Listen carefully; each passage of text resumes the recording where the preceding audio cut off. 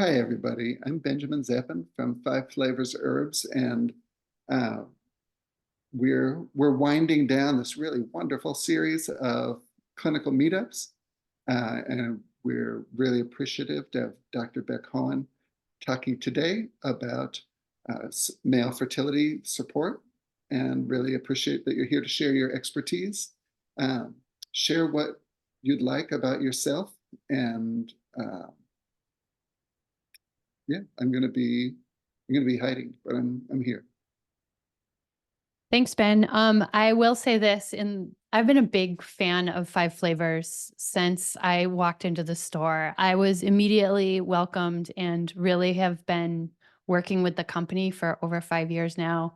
Um, I brought my mom in there for a formula, and everyone was so wonderful in Berkeley that I was like, I'm hooked. And I since then have started migrating towards using all Five Flavors tinctures. Um, just in response to the recent sale and everything, and kind of away from granules a little bit. And that is just mainly because of Ben and Ingrid and their support and their clinical chops. So I will say thank you so much for having us, and yay. And also another thing is championing this wonderful event for all the fertility acupuncturists out there and really allowing us to have discussions in our community that we normally wouldn't have. We don't really get it together this much as I'd like to see us, and we're really all lone wolves out there. So thank you very, very much for that other piece. Thanks for saying that, Beck. We really, Yeah, that's big why we fan. get out of bed every day. I love it. Yeah, appreciate it. But Okay, so I'm going to share screen and let her rip over here, and then we'll get started, and then we'll do a really nice clinical discussion at the end of the moment here. I have no screen sharing, boss. Let's see.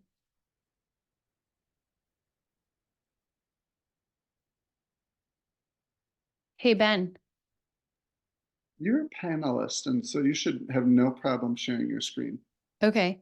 But if you're not Um, effectively doing it that, I would said just it make says it. that host disabled participants screen Mm, sharing.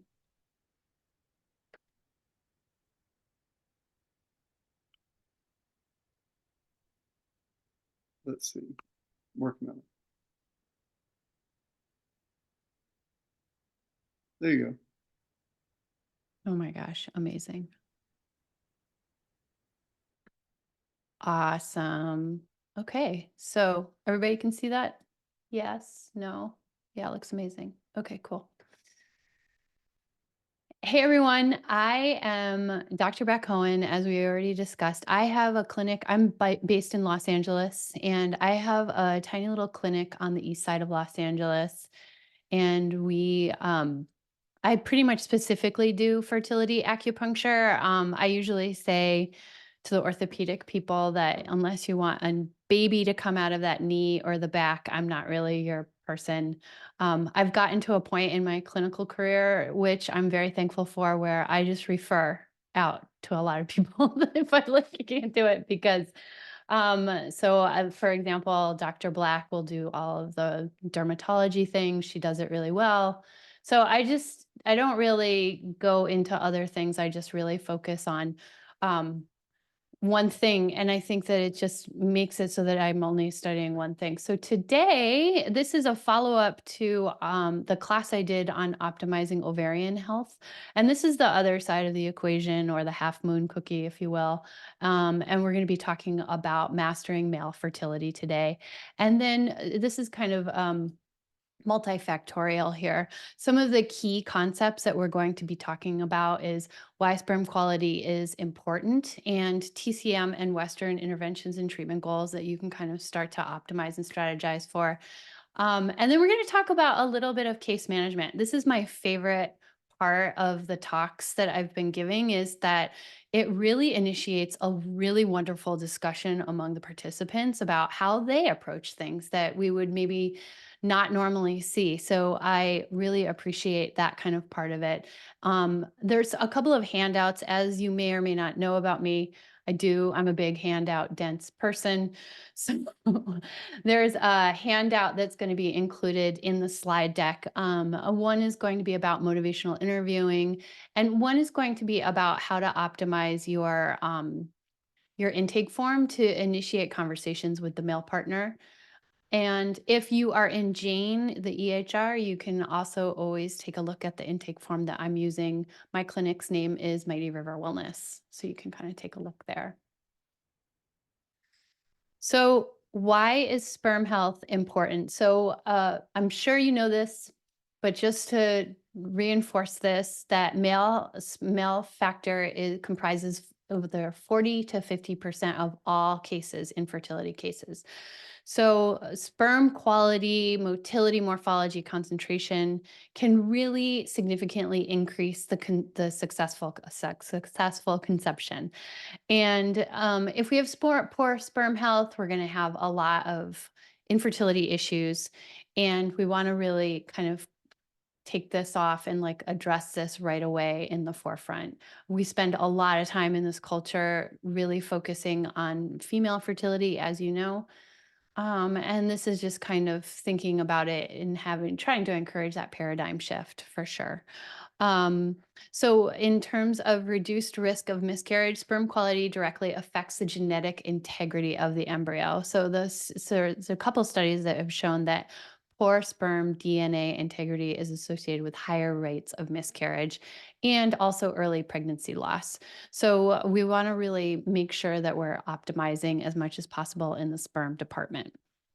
And then we want to also think, fertility is a multi-generational issue, right? So I'm sure you guys know the rise of the age of chemicals in the post-war period. Dow created an entire marketing campaign about better living through chemicals. And in response to that, we have a lot of 22 known toxicants from that time are still passed down from generation to generation in the liver. So it's really interesting when we think about making changes now to sperm health and how it can really impact your offspring overall. And poor sperm quality has been linked to, again, an increased risk of genetic abnormalities and developmental issues. So we really want to make sure that we're protecting the overall well being and future generations as well. I have a class called the Positive Pregnancy Project. And in that class, I have a whole unit called Your Best Genes Forward, right? Because when we talk, and we're going to dive deep in this today, but when we start talking about sperm parameters, do you want to be the guy that shows up at the table and is like, cool, my sperm's okay? Or do you want to say, I have super sperm? Um, I don't know.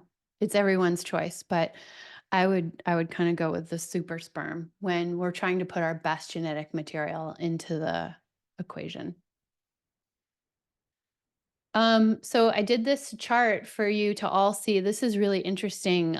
There's a webinar that you can look at. The World Health Organization has a whole committee lecture on sperm parameters. And this is a really interesting notion that there's a lot more leniency in the current sperm parameters. And this is just because infertility is a global public health issue. And it's on the rise so much so that um, the only way that they can respond to this is to just kind of lower the parameters overall. So, as you know, things that are maybe deemed um, fertile now would not even be deemed a healthy parameter 20 years ago. So you can see that almost every part of the sperm parameters is declined a lot. Um, when we talk about morphology, this is the reference range of the Kruger-Strick criteria, and this is a South African doctor who came up with this, and over 14% is normal morphology and a high probability of fertility, and 4 to 14% is slightly decreased in terms of fertility, and 0 to 3% is fertility is extremely impaired. So you can kind of see that on this chart that morphology has definitely taken a nosedive. Again, pretty much all except white blood cells and pH have gone down considerably. So this is it's a pretty dire 20 years is not that long for these parameters to have changed that much. It's pretty impressive. So this is from a book, one of my favorite books, actually. This is from the Countdown, and I love her research so much. It's going to be in the reference material for you guys to read around. But the point is that the sperm right now is just not good enough to really create a really consistent fertility outcome as it was, and that's globally, right? So it's gone down considerably, and so this is the response that we're doing about it. In terms of some common complications that you're going to be seeing with sperm, there are problems with production, motility, morphology, and those can all affect and compromise fertility overall. Um, a low a low sperm count, a low motility, and abnormal shape can all make it difficult to fertilize an egg. There can also be things like the production of sperm and how that's regulated by hormones. So those imbalances, such as testosterone, luteinizing hormone, and FSH, follicle stimulating hormone, or even prolactin, can really impact male fertility. And there can also be testicular issues, such as testicular injuries, infection, or radiation therapy. And these can really affect sperm production and function overall. And in some cases, genetic abnormalities can also cause testicular problems. And can also have some other complications here, like a varicocele, and that is a swelling around the veins that drain the testicles. And this is a super common thing, and it's very easy to fix. It's a very easy procedure, but it's not tested for that often, right? Because we wait so long to get a male workup when we're talking about addressing fertility issues. It's astounding to me. This should be like male workup should be month 1, week 1, like, in my opinion. I think that we go to this intervention way too late down the road. There can also be blockages in the reproductive tract, such as also from injury, infection, or surgery, and this can prevent the sperm from ejaculating properly.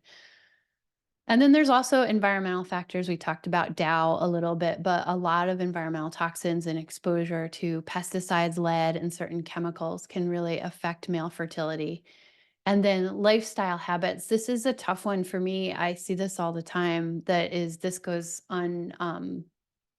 undiscovered way too late, like things like smoking, alcohol consumption, drug use, and even obesity. I have 3 cases of obesity right now in my office, and trying to talk about that with the male partner has been really, really challenging. Doing this talk helped me actually come up with some ideas. So and then we have some medications here. These are things. This is also on that intake form handout that I'm going to be sending over. But this can be an easy checkbox form on your clinic form. Things like chemotherapy can really damage sperm permanently, actually. There was an RCT done in 2019 that found that men receiving chemotherapy for lymphoma had significantly reduced sperm counts and motility compared to healthy controls. And then things like TRT, while TRT can help boost testosterone levels and improve sexual function, it can almost shut down or suppress sperm production. So, this was another study done in 2016. It's a little older, but it found that men with low testosterone levels who underwent TRT had a significant decrease in sperm count, motility, and morphology compared to men who received a placebo. So, also NSAIDs, such as ibuprofen and aspirin, are commonly used to treat pain and inflammation, and they can also negatively impact sperm health. And then In addition, antidepressants, this is the one I get balled up on a lot in clinic too, is there's a lot of SSRIs that can interfere with sperm production and function. Antihypertensive medications as well. Some antihypertensive medications, including beta blockers and calcium channel blockers, have been known and associated with reduced sperm quality and quantity. Um, and then some hair loss medications as well. And I think that there's one that I'm missing. Oh, yes, the digestive disorders. So some of the medications for UC, like that, those steroid ones can lower sperm count as well. And then also not on, oh, it is on here. Antifungal medication can lower sperm count and increase abnormal forms.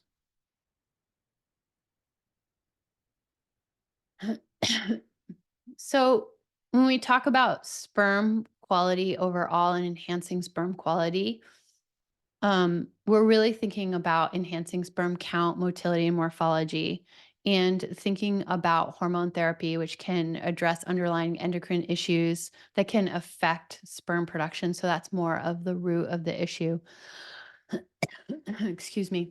Things like Clomid and can actually stimulate testes for increased sperm production.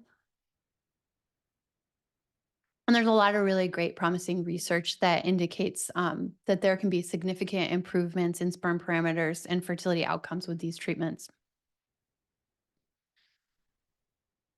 Sorry, wrong way.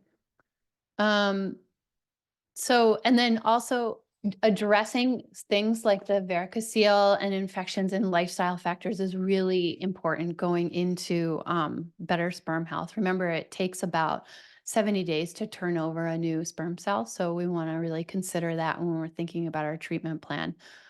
Conversely, it's 180 days to recruit a better follicular environment. So there's a huge disconnect there sometimes. Thinking about varicocele repair surgery aims to really enhance testicular blood flow. And then that way, in turn, can improve sperm quality.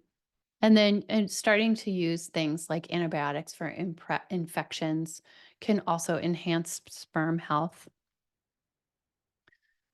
And so we really want to consider also talking to the person about quitting smoking, reducing alcohol consumption, and managing stress, right? This is a systemic issue in my office. Like a lot of times, a male partner has a lot of stress or has a lot of issues coping with the stress. So it's really difficult to try to set them up for success in terms of learning tools to manage their stress.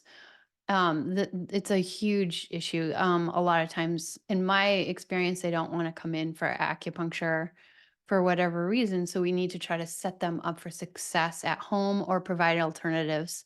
This is something I work on a lot with the male partner.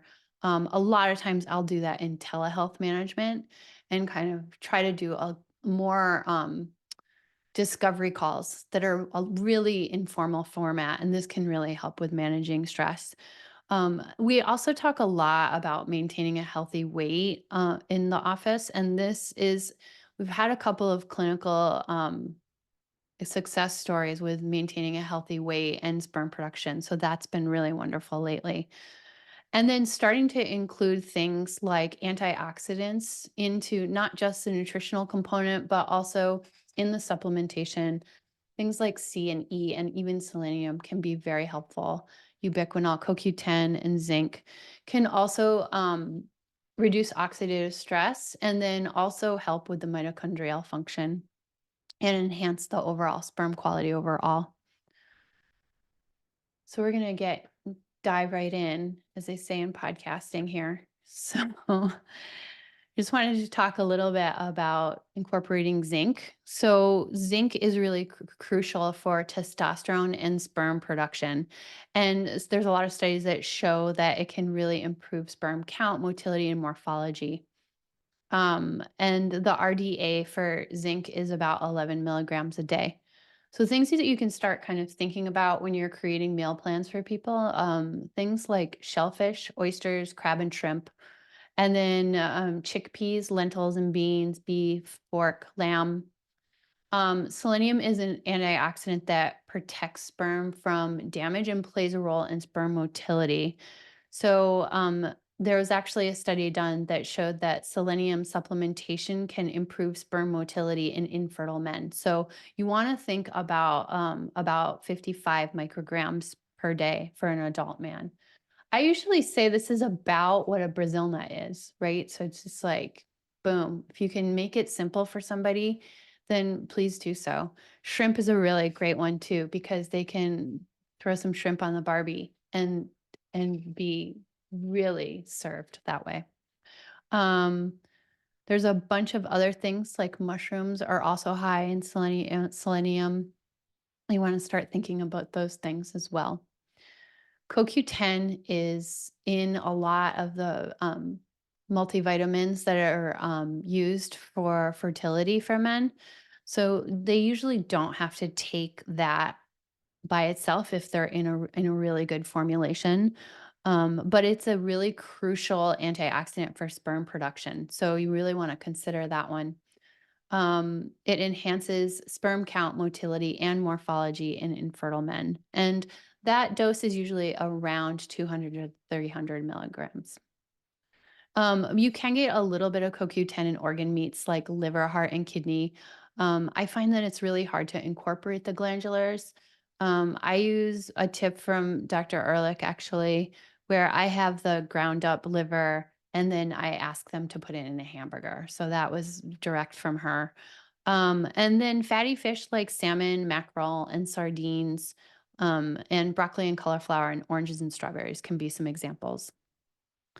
Vitamin C is really important as well because it protects the sperm from oxidative stress. So remember, this is a little tangential, but um, remember that you should have your fertility person, ejaculate every 2 days, right? Because what starts to happen is as the sperm start to degrade and break down, while that process creates almost like an area around that sperm cell that's dying that can create almost an adverse environment for the surrounding sperm cells. So it is important to protect from oxidative stress while we're kind of moving through this fertility, this notion of male fertility today. So you really want to consider antioxidants, but also reducing free radical activity is really important as well. And you can get, obviously, in this picture, I put the citrus up there. It's a really, really great way to get some vitamin C, but there's also things like red pepper, buckwheat, alfalfa can be really great here. Things like berries as well, and red bell peppers. So one thing that I ask my male patients to make is like a cold soba noodle salad with watercress and red bell peppers. I ask them to put shrimp in there.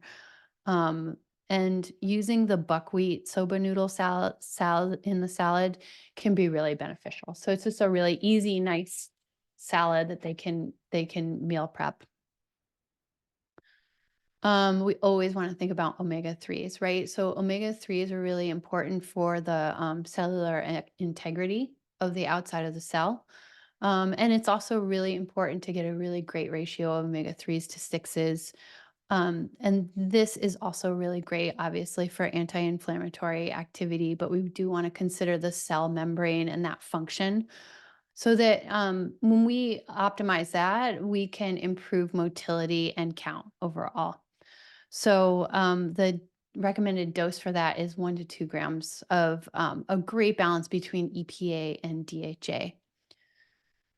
And you can also have them do like a flax and chia seed pudding. This is like non-negotiable for me. Like people usually have at least one of those puddings a day.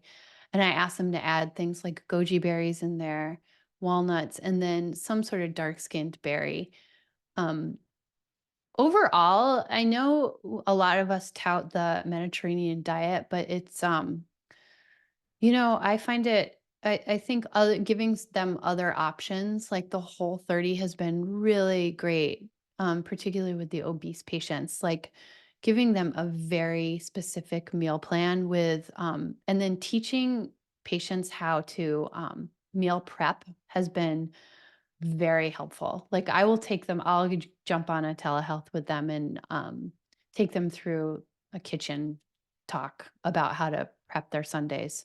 And that has been like that type of really teaching them that food is a blueprint for every cell in the body, right? So, really empowering them to be excited about making better food choices has been really transformational for our success rates. So, kind of key components to what we're talking about here on this slide is that we want to think about the importance of antioxidants and when we think about sperm health. So, particularly reduction of oxidative stress because antioxidants can reduce that oxidative stress, which is a major cause of sperm DNA damage and decreased motility. So, we want to neutralize those free radicals and protect the sperm cells from damage. So, another thing to think about is that antioxidant activity can also improve sperm parameters overall. Things like concentration, motility, and even morphology. So, if we have an overall picture of a better sperm, we're going to have a better live birth rate outcome.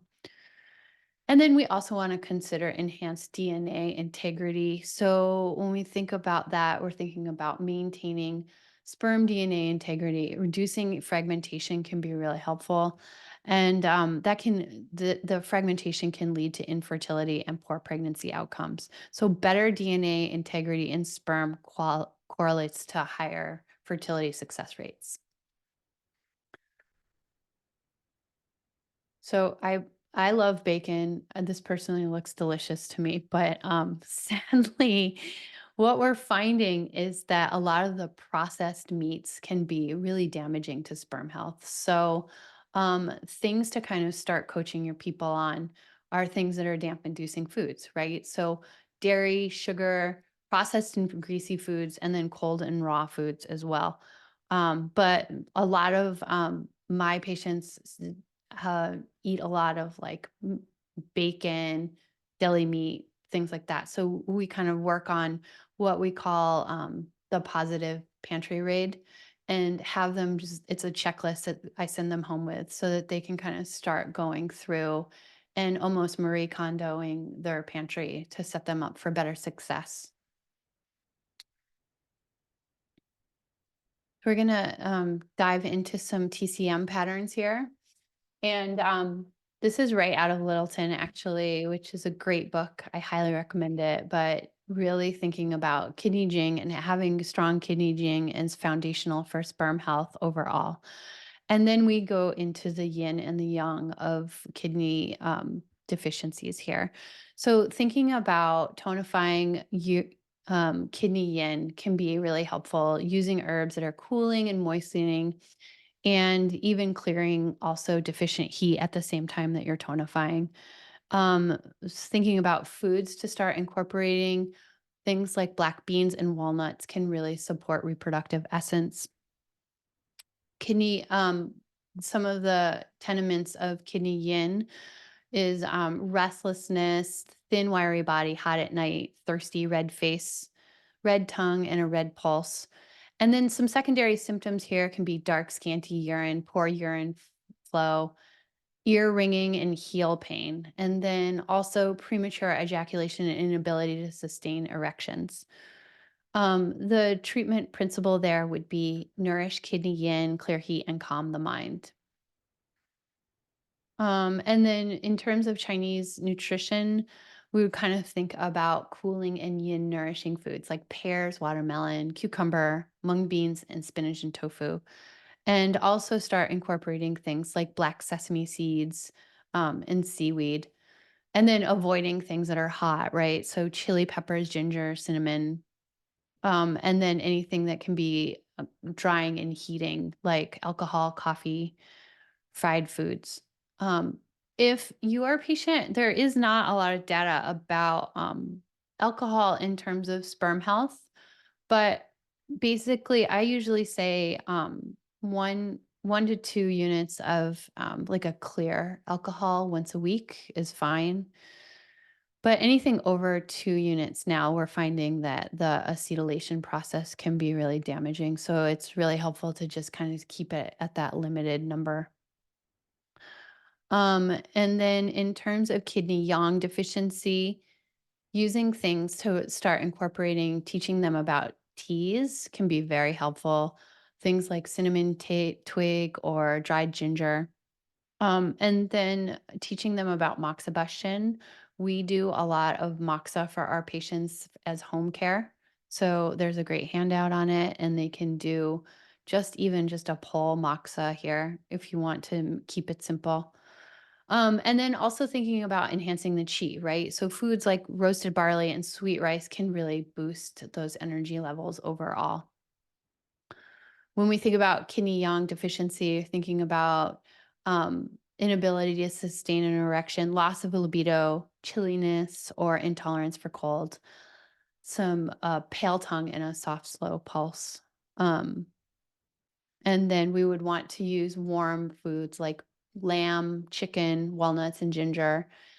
And then avoid damp like dairy, refined sugars, and greasy foods. And then also we have damp heat and blood stasis. So damp heat can be seen in the lower jiao and or in the liver and gallbladder channels. And usually it kind of presents as abnormal discharge from the penis. And there can be other signs of infection, such as painful urination or tenderness in the scrotum. So you just want to clear the heat, drain the damp, and resolve toxicity. And thinking about blood and qi stagnation, this can be any kind of condition that obstructs the passage of sperm. So we want to think about blood moving and qi invigorating foods like cherry, turmeric, ginger, garlic, and chives can be very helpful here. Um, oh, look, I had it all on separate slides. That's so nice of me. We are going to move over into more of a esoteric component to this, and this is just more about motivational interviewing and how to kind of work with this mindset in clinic. um this is a common response. I hear this, like I feel like this is like the battle cry of the male partner, right? And as we saw on that slide with the World Health Organization, like, actually, no, dude, your sperm parameters were not fine.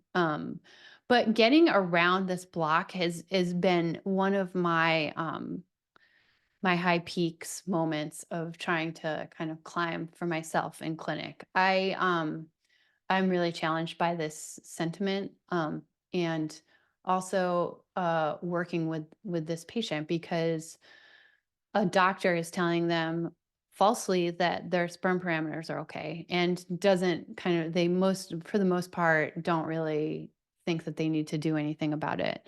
So the other kind of thing that I hear all the time is lifestyle changes don't make a difference, right? So a lot of men believe that their initial semen analysis shows normal parameters and there's no need for further action. So they might not understand that optimizing sperm health can really significantly impact fertility outcomes. So this is the one pillar that I hear a lot.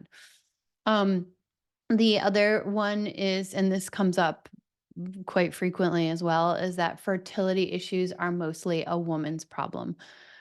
So there's a lot of skepticism between the correlation or impact of diet, exercise, and lifestyle modifications on sperm health. So men might feel that these changes are unnecessary and ineffective, especially if they don't really see the results right away. Um, Oh, and this one was a good one that I pulled from my notes. I don't have time for these changes. So there is a lot of belief that there is not enough time and that this can lead to a lot of resistance in participating actively in fertility treatments and lifestyle adjustments. So they usually will cite a busy schedule or a lack of time as barriers to making health changes.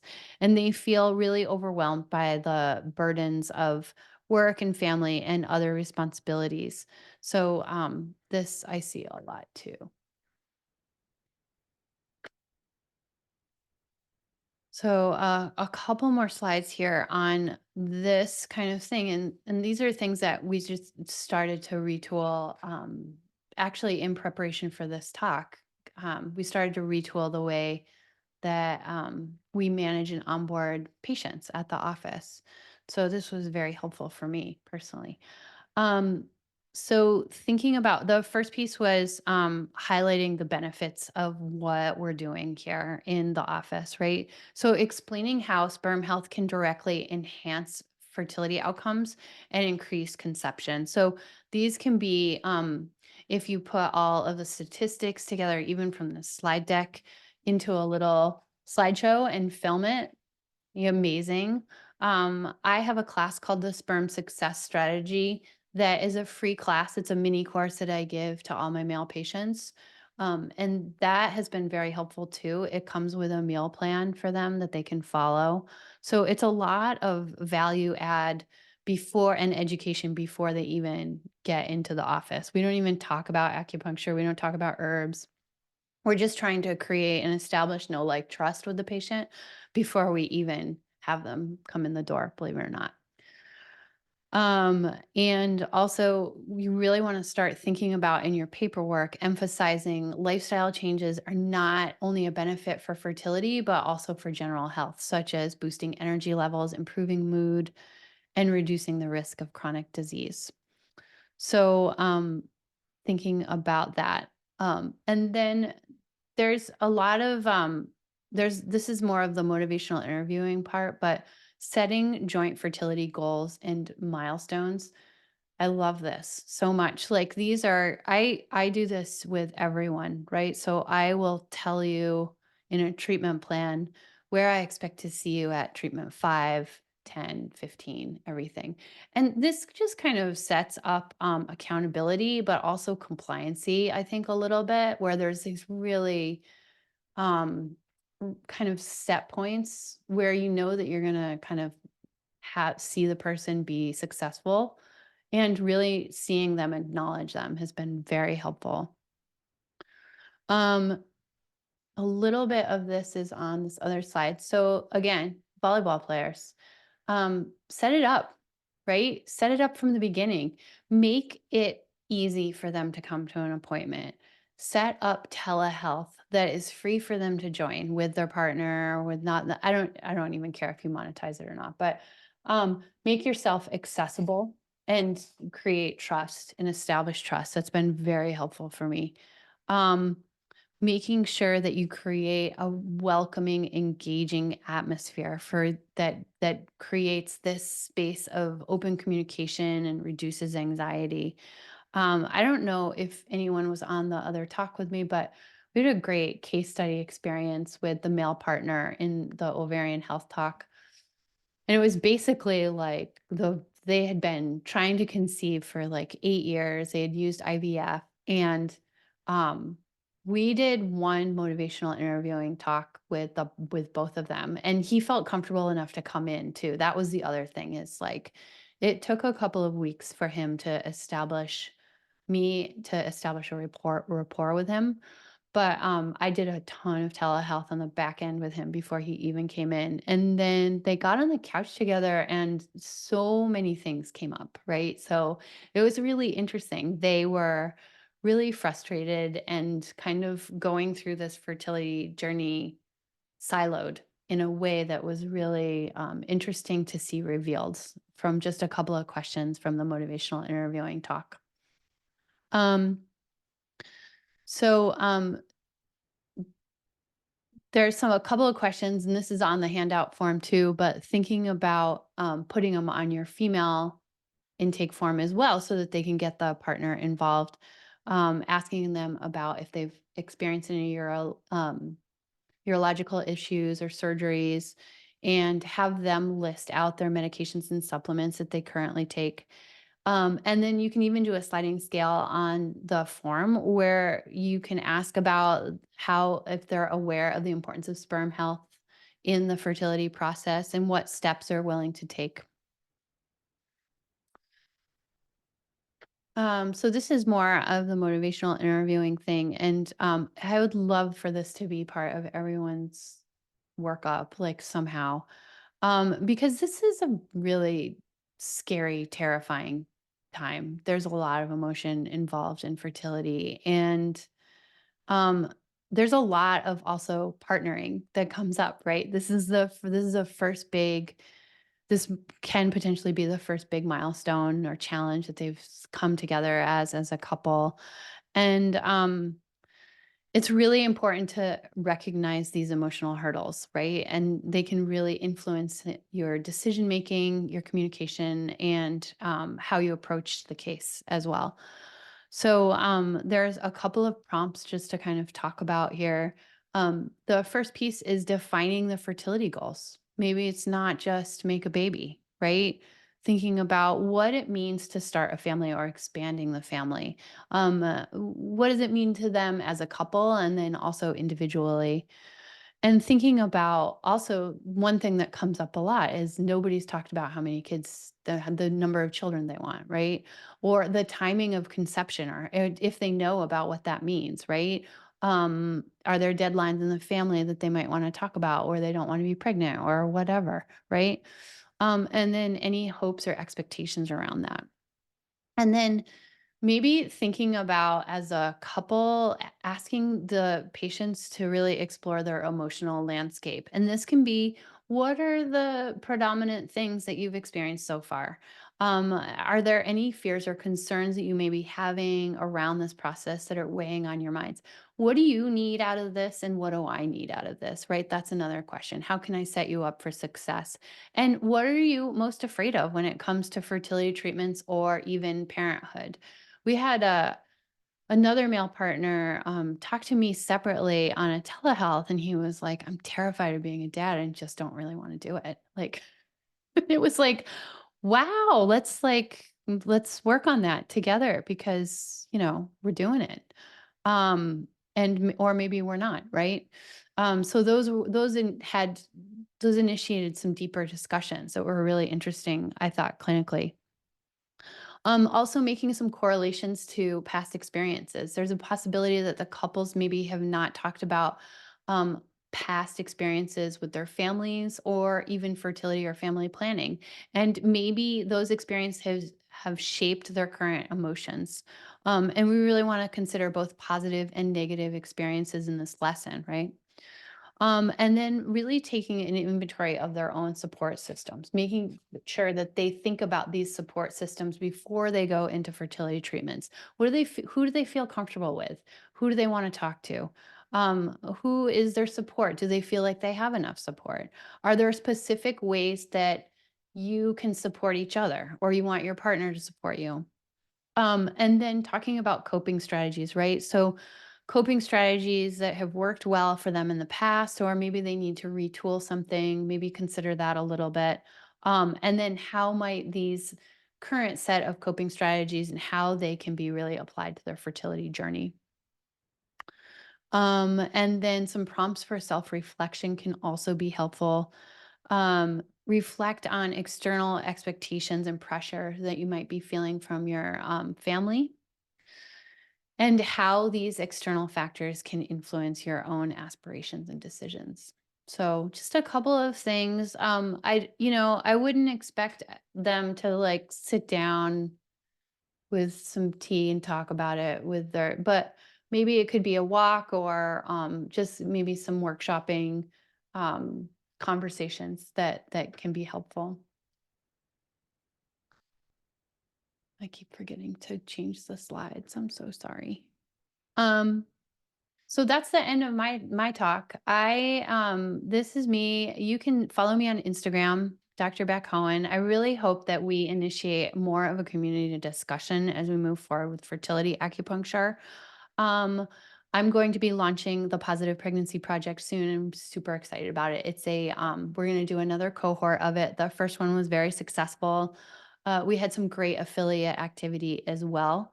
And that's just you receive a 30% commission for the sales that you bring into the offer. So it can be really great if you don't have your own 10-week program up. So you can always DM me to talk about it. And I set it all up so that you can do your own mailings and reach out to your patients so you have all of your social posts ready. So it's a nice little program. Um, and other than that, I'm going to open up the chat for discussions and see if anyone. Ben's already shared the lawyer joke. Okay. Thanks, Ben. That's great. Yeah. I love dad jokes and I've got a couple of books that I always read before I leave the house so that I have good material. But yeah, that one is a good one. Anyone else have questions, discussions? Big group here tonight, so I'm sure somebody has something to say.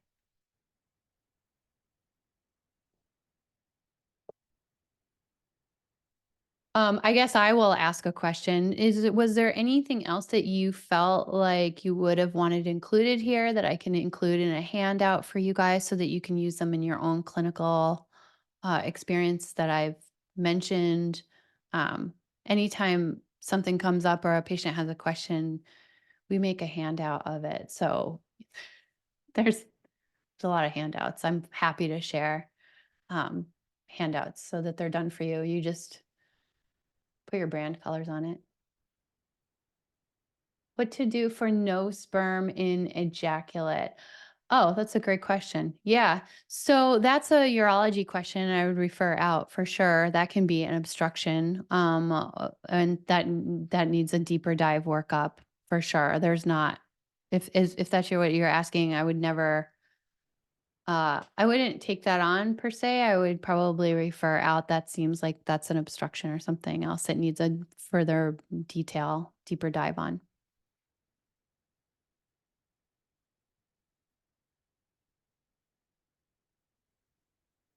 Any other questions?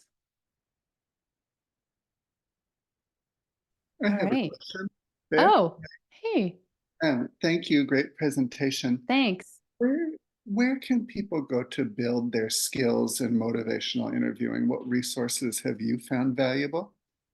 Yeah, so I took a class from the holistic psychologist who is a person online. And then I made a handout for this group. So it'll just be a couple of questions that they can use. But they always like once you start building your own list, things come up. One of the things I would say is a great idea is this notion of social listening, which is more about things that you hear and sentiments that you hear in clinic. And then you create like a journal prompt or an exercise based on what you hear from the patient.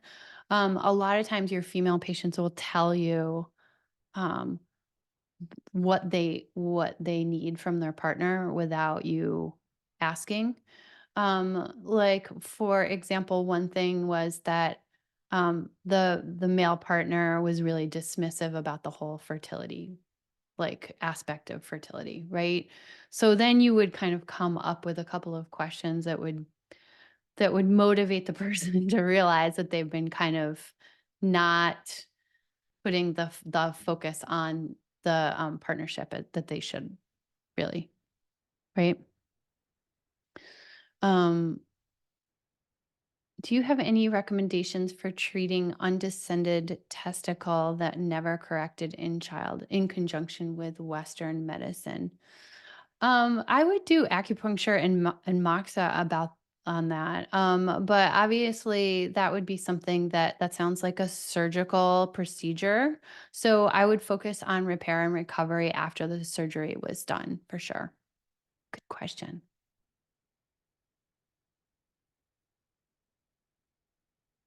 Anything else? All right. Good questions, guys. Thank you so much. This has been really lovely. I'm excited to hear what you guys do in terms of your intake forms moving forward. So keep in touch. Like I said, just you can always find me on Instagram, YouTube, TikTok, all the things.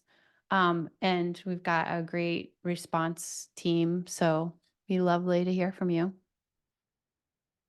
Thanks for joining us, Beck. I think this is such an important topic. Most of the couples that I've worked with, this is, so many of the barriers are social and not Yeah. technical. So I appreciate that you delineated the social and you know, the clinical and also the triage, and Yeah.